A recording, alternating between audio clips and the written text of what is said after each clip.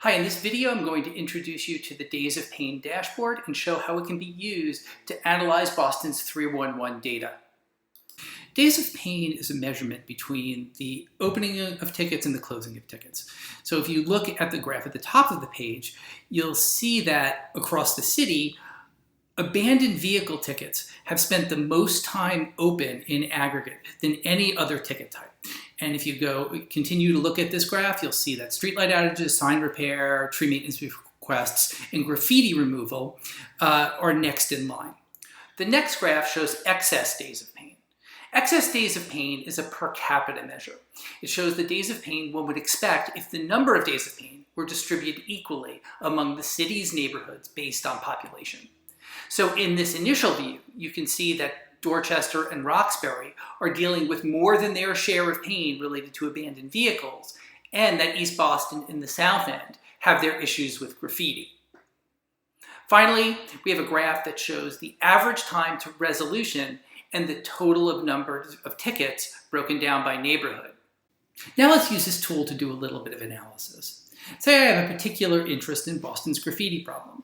Well, I can start by clicking on the graffiti removal item, and that will limit the other graphs on the page to showing only tickets related to graffiti removal. And I come down here, I can see that, wow, East Boston, the South End, the downtown financial district and Hyde Park have more than their share, with really East Boston and the South End suffering most of all.